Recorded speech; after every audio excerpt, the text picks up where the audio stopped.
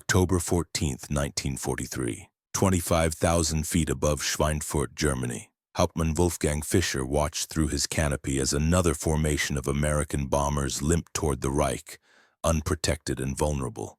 The Messerschmitt 109 pilot grinned beneath his oxygen mask. These bombers had flown deep into Germany without fighter escort. Again.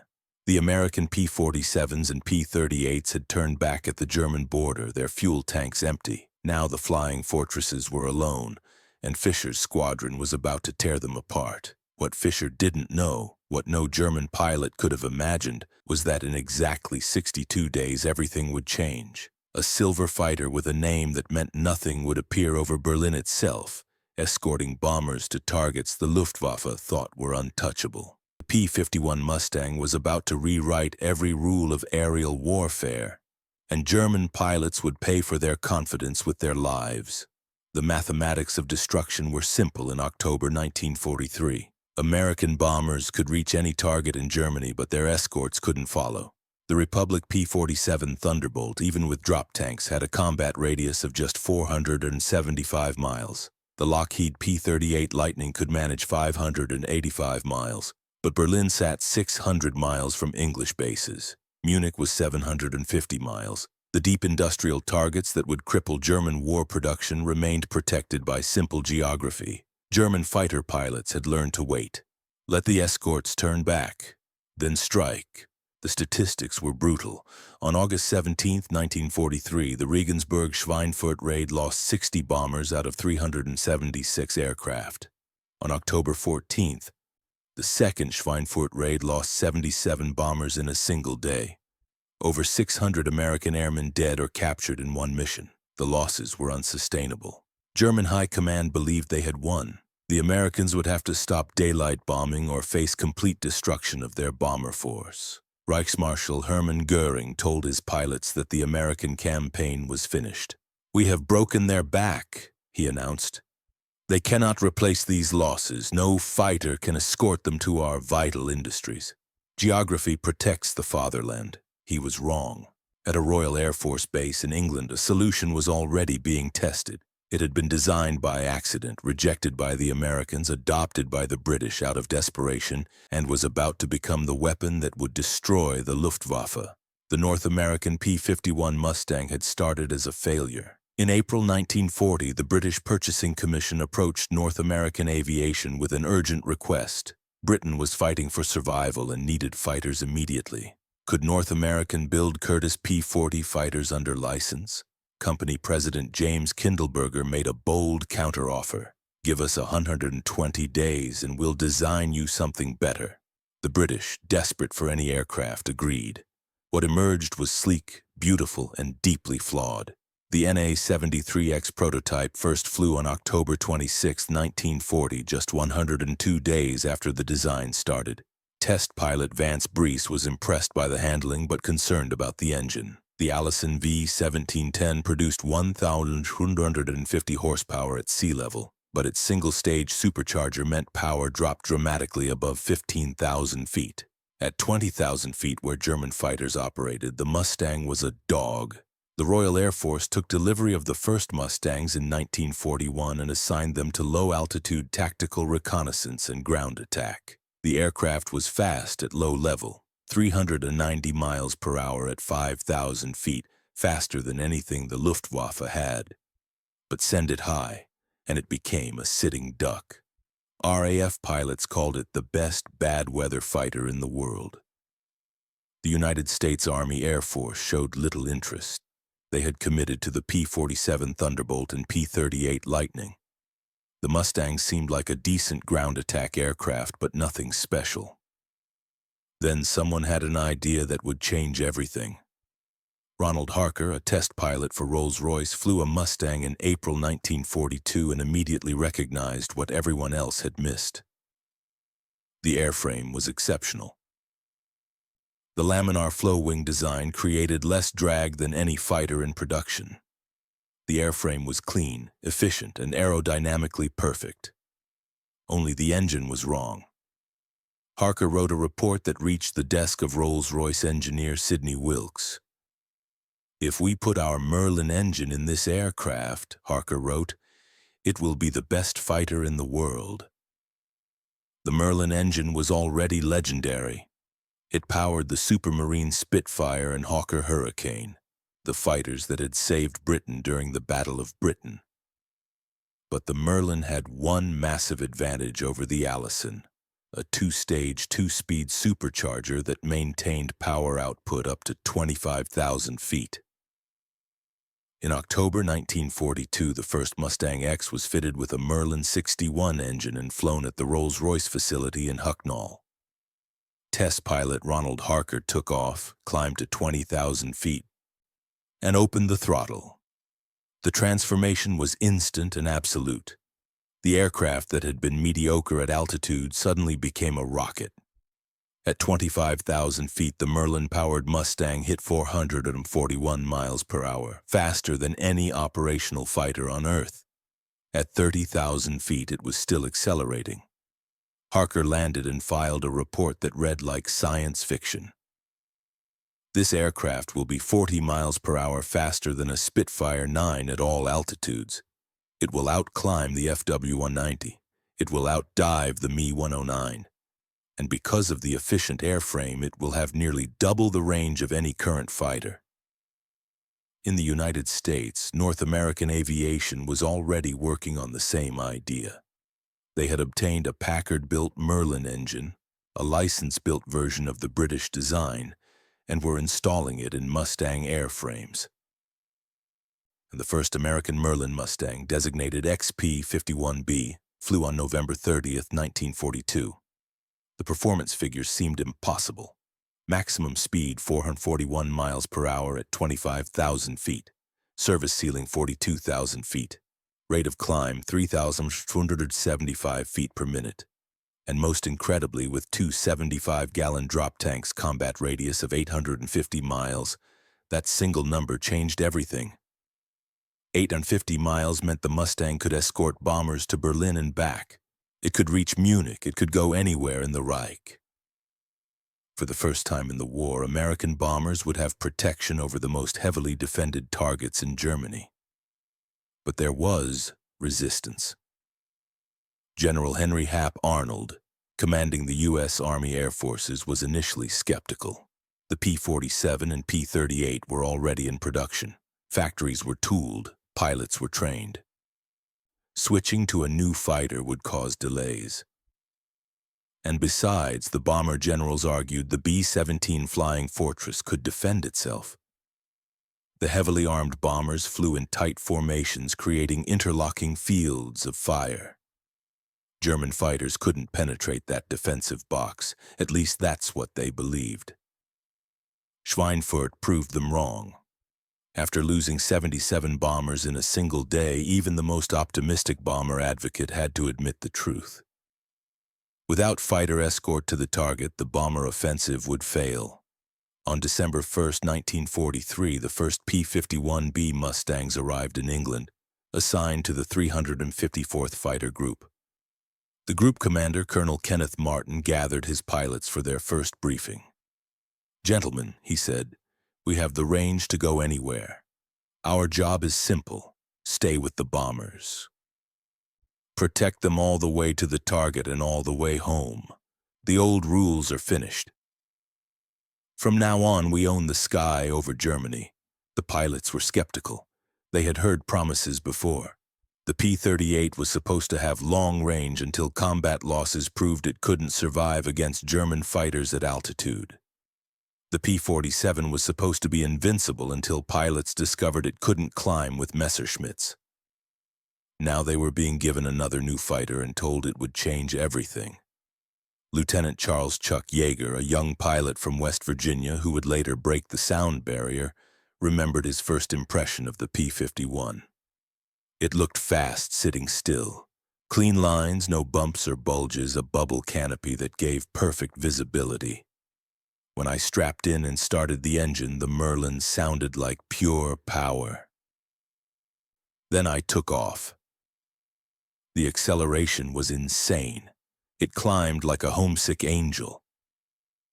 I knew immediately this was something special. The Mustang's first escort mission was scheduled for December 5, 1943. The target was a German airfield near Amiens, France. Not a deep penetration, but enough to test the new fighter against the Luftwaffe. Major James Howard led the 354th Fighter Group's first combat mission. 48 P-51Bs took off from Boxted Airfield in the cold December dawn. The bombers they were escorting, B-17s of the 8th Air Force, had been losing aircraft at an unsustainable rate. The crews were desperate for protection. At 25,000 feet over France, Luftwaffe fighters appeared. Focke-Wulf 190s and Messerschmitt 109s, veterans of years of combat. They saw the unfamiliar American fighters and attacked with confidence. What happened next shocked both sides. The P-51s didn't just hold their own, they dominated. The Mustang could turn with the FW-190, climb with the Me-109, and outrun both in level flight. German pilots who tried to dive away discovered the Mustang could follow them down and still have enough speed to climb back to altitude. Those who tried to climb found the Merlin engine pulling the American fighters after them effortlessly. Lieutenant Glenn Eagleston got the first kill, a Focke-Wulf 190 dove on the bomber formation from above. Eagleston rolled inverted, pulled through, and closed to 300 yards. His 450 caliber machine guns and two 20mm cannons opened fire. The FW-190 exploded. Eagleston pulled up, spotted another German fighter, and destroyed it 10 seconds later. The mission ended with 6 German fighters destroyed for no losses. The bomber crews, watching from their formations, couldn't believe what they were seeing. The new fighters were actually winning. Back at base, intelligence officers debriefed the German pilots' tactics and the Mustang pilots' responses. What they learned would reshape American fighter doctrine. The P-51 didn't just equal German fighters, it was better. Better speed, better climb, better range, better visibility, better everything. Colonel Martin sent a message to 8th Air Force headquarters that night. The P-51 will change this war. Give us more of them. Give us all of them. Within weeks, orders went out to convert every possible fighter group to Mustangs. The P-47 would continue in service, focusing on ground attack where its rugged construction was valuable. But the P-51 would become the primary escort fighter. Production ramped up frantically. The North American aviation plant in Inglewood, California, worked around the clock. By early 1944, they were completing 1 Mustang every hour. The Dallas plant added another production line. Mustangs poured off the assembly lines, were flown to modification centers, fitted with radio equipment and guns, then loaded onto ships bound for England. But having the aircraft wasn't enough. Pilots needed training. The Mustang was unforgiving of mistakes. Its laminar flow wing produced exceptional performance but stalled viciously if mishandled. The Merlin engine required careful management. Overboosting could destroy it. The aircraft was faster than anything most pilots had flown, and that speed could be lethal. Several pilots died in training, pushing the aircraft too hard or misjudging their speed in dives. The training program evolved rapidly. Pilots transitioning from P-47s had to unlearn everything about using weight and dive speed as primary weapons. The Mustang fought differently. It could dogfight, turning and climbing with any opponent. Instructors emphasized one key point. In a P-51, you never have to run. You can fight anyone, anywhere, at any altitude. By January 1944, 3 fighter groups were flying P-51s. By March, 8 groups. The transition happened faster than anyone thought possible because pilots wanted Mustangs. They had seen the performance. They knew it gave them a better chance of survival. Meanwhile, the Luftwaffe was noticing something disturbing. American fighters were appearing deeper into Germany. Targets that had been safe were suddenly vulnerable. And these new fighters weren't turning back at the border. On January 11, 1944, Oberleutnant Heinz Knoke of JG-11 encountered P-51s for the first time during an intercept near Brunswick. His combat diary entry that night revealed German confusion. A new American fighter appeared today. Smaller than the P-47, cleaner lines, very fast. We engaged a formation escorting bombers. These fighters did not break off when we attacked. They stayed with the bombers and fought us simultaneously. Schmitt was shot down. Becker bailed out. My own aircraft took hits and I barely escaped. The performance is troubling. This fighter climbs as well as our 109. It may be faster. Intelligence says it is called Mustang. Whatever the name, it is dangerous. The real test came on March 4, 1944. This was the date that would prove whether the P-51 could actually protect bombers all the way to Berlin. The target was Berlin itself, the German capital, 600 miles from England. It was a psychological target as much as a strategic one. If American bombers could hit Berlin in daylight and return home, it would prove that no target in Germany was safe. Over 700 bombers launched that morning, protected by every available fighter.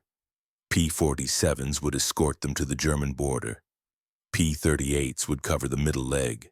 And for the first time, P-51 Mustangs would take them all the way to Berlin. Lieutenant Colonel James Howard led 55 P-51s of the 354th Fighter Group on the deepest penetration yet attempted. They met the bomber stream over the Dutch coast and took up escort positions. 300 miles into Germany, the Luftwaffe appeared in force. Over 150 German fighters assembled specifically to destroy this raid. Major Günther Röhl, one of Germany's top aces with over 250 victories, led JG-11 in the attack. He had fought on the Eastern Front for 3 years and had destroyed more aircraft than most pilots ever saw. He was experienced, skilled, and confident. When he saw the American escorts, he smiled. His combat report filed later that day was less confident. We attacked the bomber formation from the front, standard tactics. The American escorts reacted immediately. These were not P-47s. These fighters were faster, more maneuverable. They intercepted us before we could reach the bombers. In the turning fight that followed, we lost 4 aircraft immediately. The American fighters could turn inside our 109s, something no American fighter had done before. I fired on one but could not gain position. He reversed, got on my tail, and I had to dive away at full power. Even then, he nearly caught me. This is a very dangerous development. The bombers reached Berlin and dropped their bombs. The Mustang stayed with them the entire way, fighting off repeated German attacks.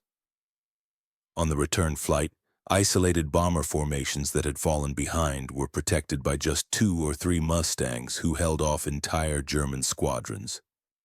One pilot, Major James Howard, found himself alone protecting a bomber formation being attacked by 30 German fighters. For over 30 minutes, Howard dove into attack after attack, breaking up German formations and shooting down at least 4 aircraft. His Mustang absorbed multiple hits, but kept flying.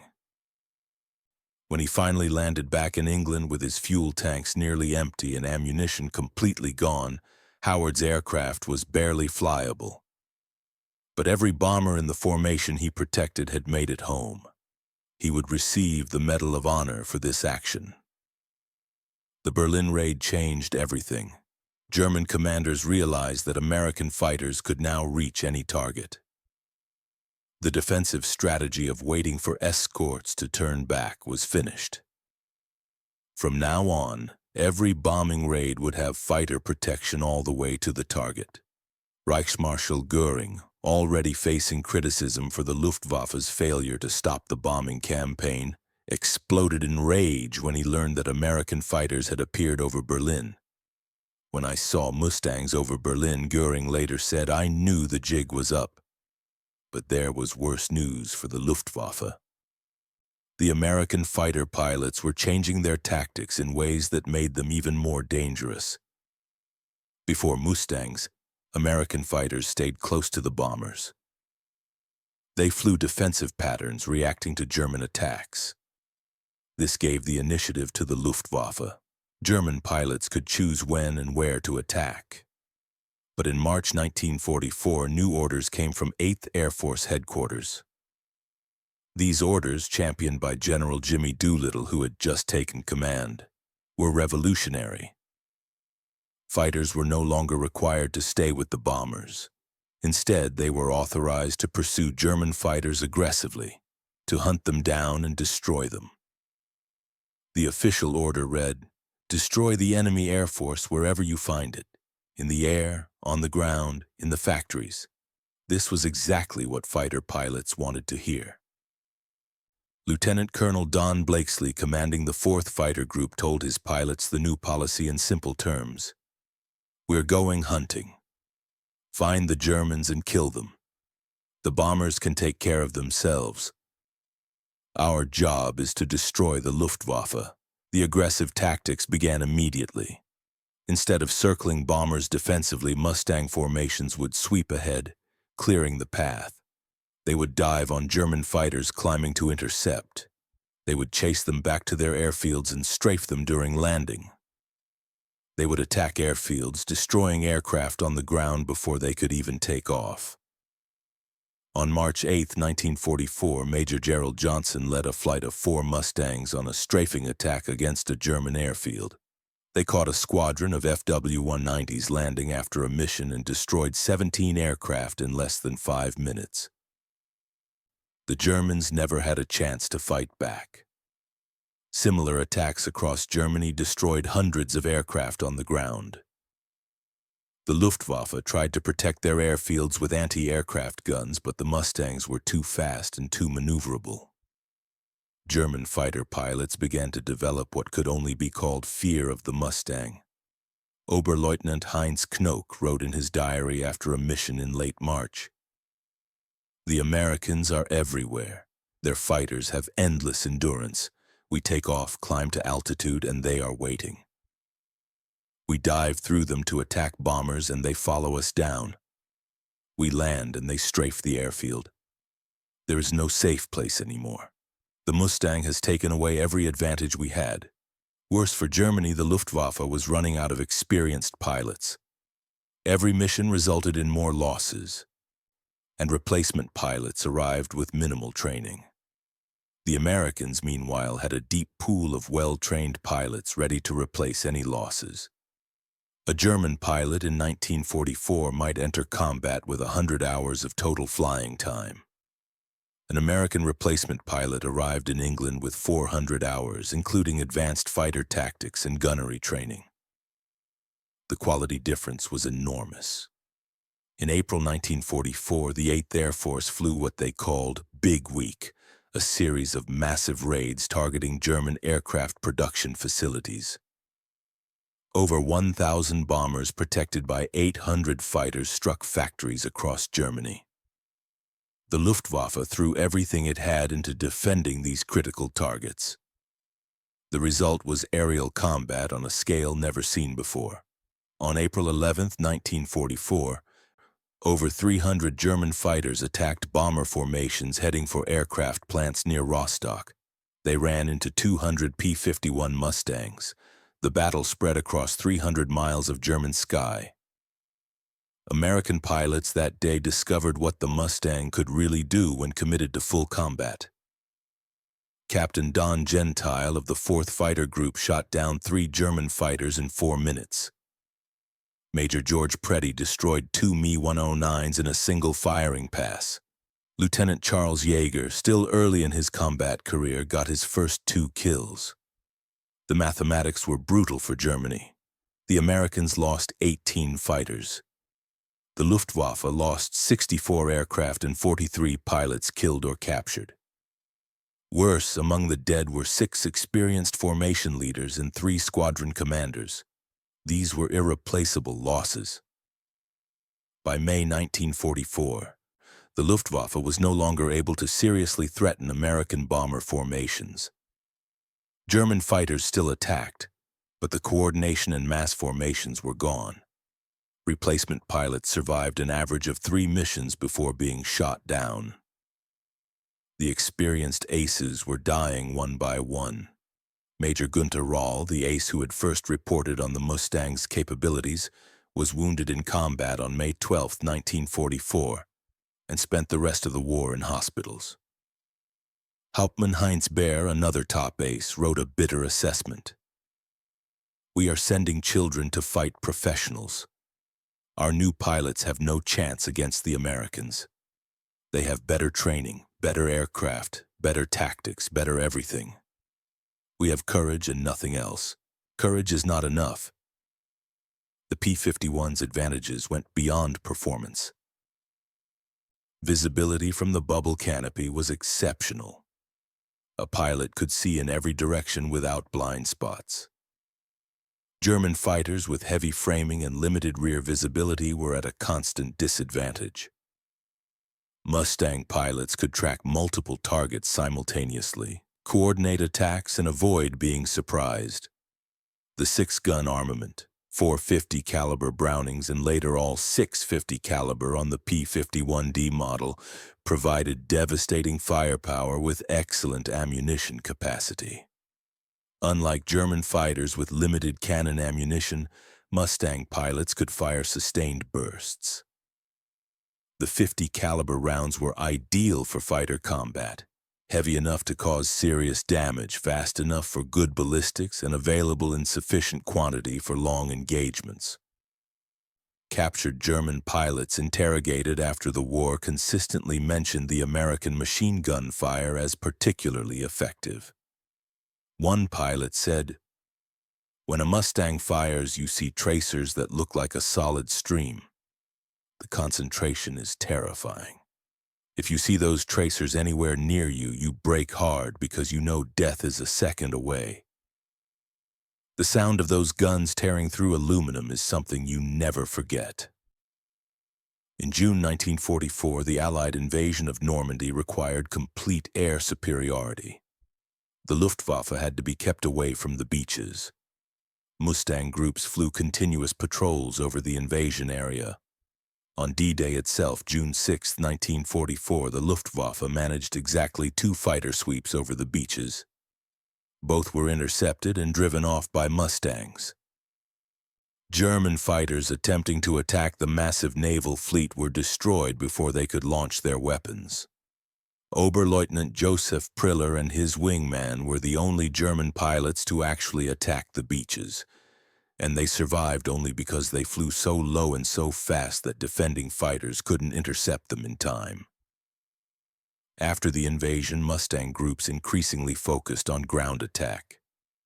The same qualities that made the P-51 a great fighter made it effective against ground targets. Speed allowed it to survive in defended areas. Range let it operate deep behind German lines, and the 6 machine guns could destroy trucks, trains, and light vehicles with ease. But the primary mission remained escort and air superiority. Throughout summer and fall of 1944, American bombers struck German oil production, finally implementing a strategy that would cripple the Nazi war machine. Synthetic fuel plants were bombed repeatedly. Refineries were destroyed. Tank farms were set ablaze. By September 1944, German aviation fuel production had dropped by 90%. This shortage meant that German fighter pilots couldn't train properly. New pilots went into combat with minimal experience in the actual aircraft they would fly. Advanced tactics weren't taught because there wasn't fuel for training. The Luftwaffe became a force that existed primarily on paper. They had aircraft, they had pilots, but they couldn't put them in the air effectively. Meanwhile, American fighter groups were becoming more deadly. The top aces were developing kill counts that would have been impossible earlier in the war. Major George Preddy, flying with the 352nd Fighter Group, would end the war with 26,483 confirmed victories, making him the top Mustang ace. His tactics were simple. Use the Mustang's speed to control the engagement, use its climb rate to maintain energy advantage, and use its firepower to ensure kills. Colonel Francis Gabreski, already an ace in P-47s, transitioned to Mustangs and continued his success. He described the difference. The P-47 was a heavy hammer. You hit hard, but you had to commit fully. The P-51 is a rapier. You can strike, disengage, and strike again. You control the fight completely. It's the best pure fighter aircraft ever built. In October 1944, the Luftwaffe attempted to concentrate their remaining strength for a maximum effort against a bomber raid. Operation Bodenplatte was being planned, a surprise attack on Allied airfields that would launch on New Year's Day 1945. But before that, the Germans needed to show they could still fight. On October 7, 1944, nearly 150 German fighters attacked a bomber formation near Berlin. They were met by over 400 P-51 Mustangs. The battle was one-sided. German fighters, using outdated tactics and flown by inexperienced pilots, were massacred. The Americans lost 4 fighters, the Germans lost 58 aircraft and 41 pilots. Among the dead was Major Wilhelm Herget, an ace with 73 victories, shot down by a Mustang he never saw coming. After this battle, Luftwaffe commanders effectively abandoned any hope of stopping the American daylight bombing campaign. They would still fight, but the goal was no longer victory. It was simply survival. The Mustang, meanwhile, kept evolving. The P-51D model, introduced in summer 1944, featured the bubble canopy that became iconic, even better visibility than earlier versions. It carried 650 caliber machine guns with 400 rounds per gun, 2,400 rounds total. The Merlin engine was upgraded to produce 1,590 horsepower, giving top speed of 437 miles per hour at 25,000 feet. With external fuel tanks, the P-51D had combat radius exceeding 1,000 miles. This meant it could escort bombers to any target in Germany, fight over the target, and still have enough fuel to return home. The final operational version, the P-51H, was lighter and even faster, reaching 487 miles per hour, but arrived too late to see significant combat in Europe. By November 1944, the 8th Air Force had 14 fighter groups equipped with P-51 Mustangs. Together, they were flying over 1,000 sorties per day. The Luftwaffe was struggling to put 100 fighters in the air. The Mustang's success was so complete that it changed Allied strategic thinking.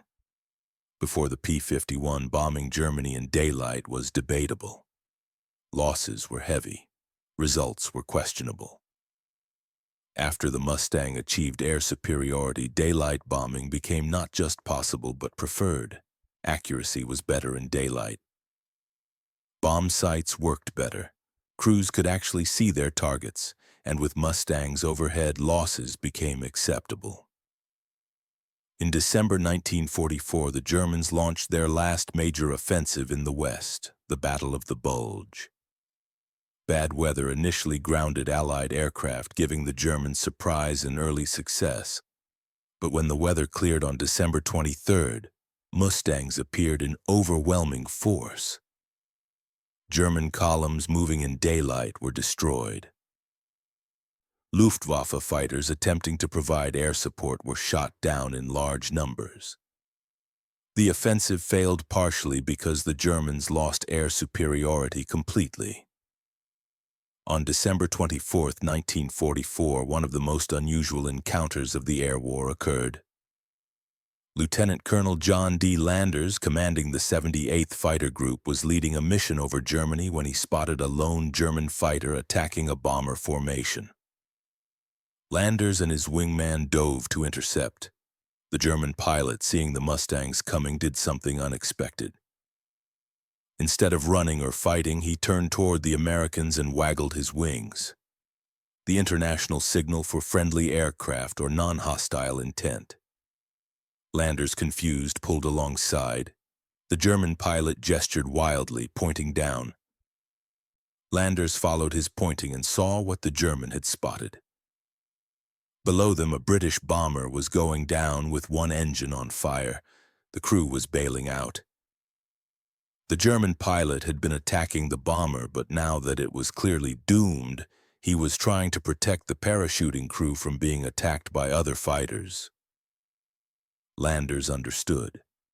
He and the German pilot, enemies 5 seconds earlier, formed up together and circled the descending parachutes, protecting the bomber crew from any attacks. When the last parachute reached the ground safely, the German pilot saluted, rolled inverted, and dove away. Landers let him go. This strange moment of humanity in a brutal war showed that even in 1944, there were still pilots who followed the old codes of chivalry. But it was rare. Most encounters ended with someone dying. On January 1, 1945, the Luftwaffe launched Operation Bodenplatte. Over 900 German fighters attacked Allied airfields in Belgium and Holland in a desperate attempt to destroy Allied air power on the ground. The attack initially succeeded.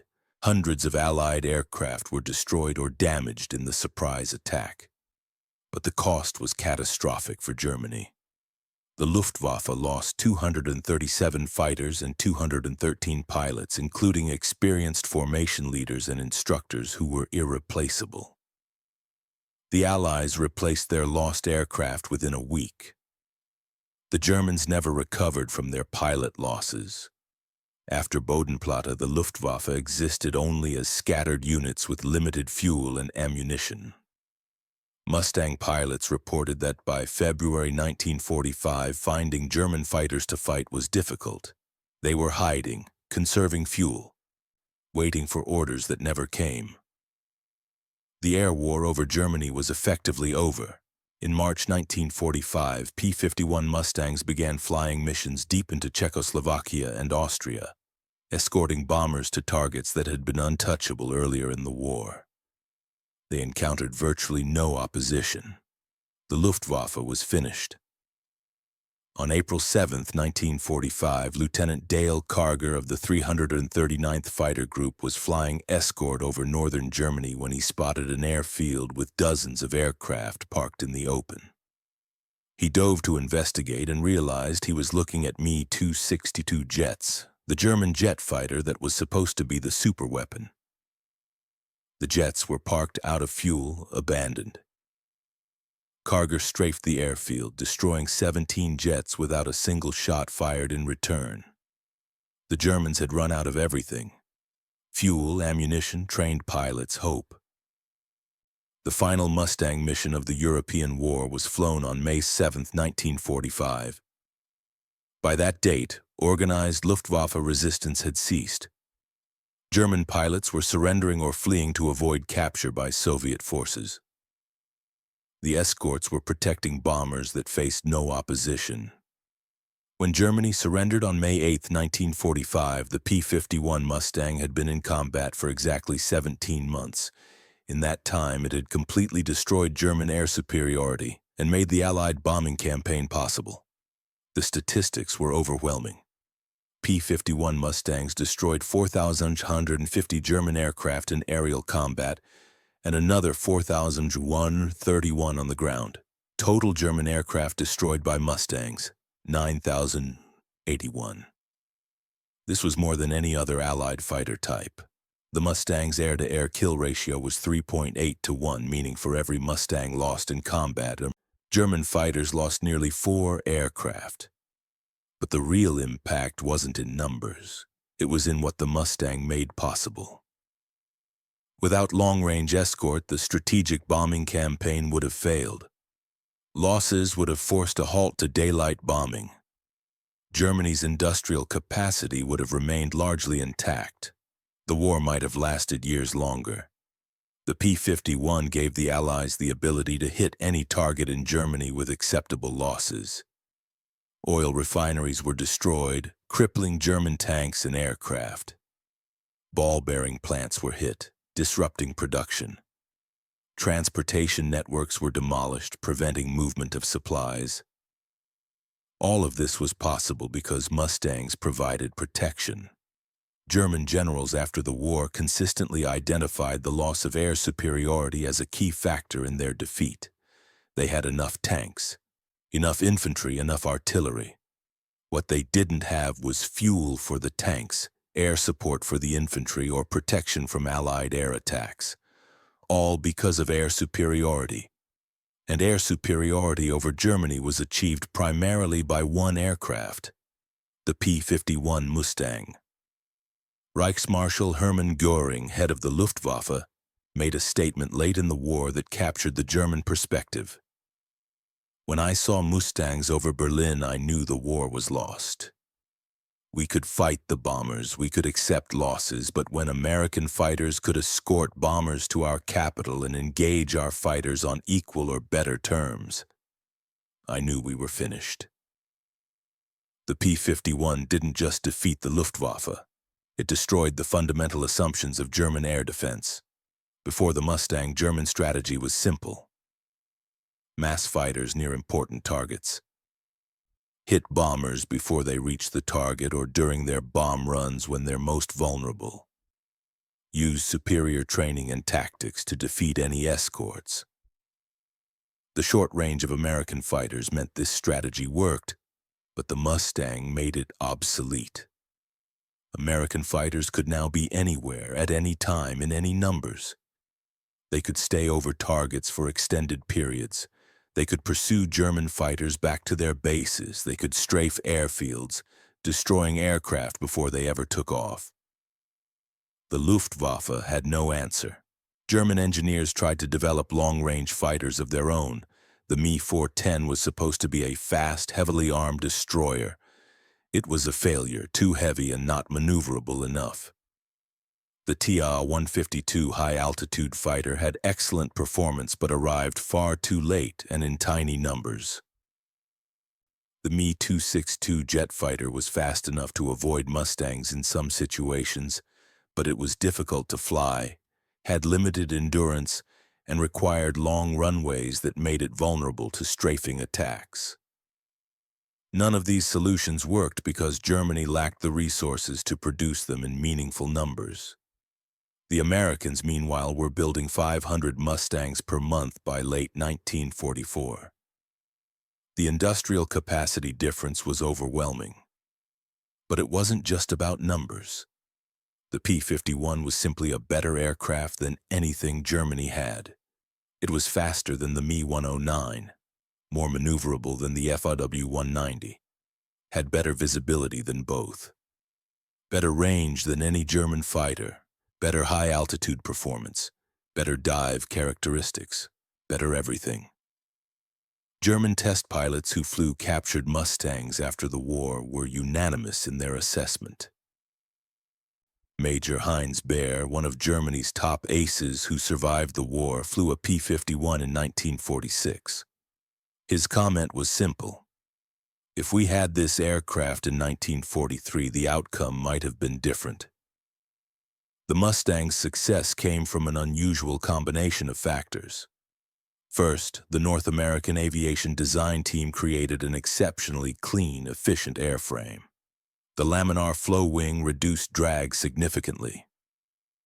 The streamlined fuselage minimized air resistance. Every detail was optimized for speed and efficiency. Second, the Rolls-Royce Merlin engine provided exactly the high-altitude performance needed. The two-stage supercharger maintained power where other engines failed.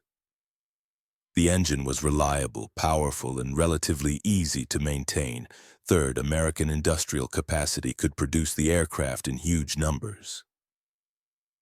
The British had Merlin-powered Spitfires with excellent performance, but they couldn't build enough to escort bombers and maintain air superiority. The Americans built over 15,000 P-51s. Fourth, the Americans developed the right tactics: aggressive pursuit instead of defensive escort, strafing attacks on airfields. Formation discipline that maximized mutual support, These tactics turned a great aircraft into a war-winning weapon. And finally, American pilot training produced aviators who could exploit the aircraft's capabilities. By 1944, American fighter pilots were receiving better training than anyone else in the war. They arrived in combat with hundreds of hours of flying time, advanced tactics training, and gunnery practice. German replacement pilots were lucky to have 50 hours total time. The quality difference was enormous. A Mustang pilot in 1944 was better trained, flying a better aircraft with better support, using better tactics, against an enemy that was running out of fuel, ammunition, experienced pilots, and hope. The outcome was inevitable. By April 1945, the Luftwaffe had ceased to exist as an effective fighting force.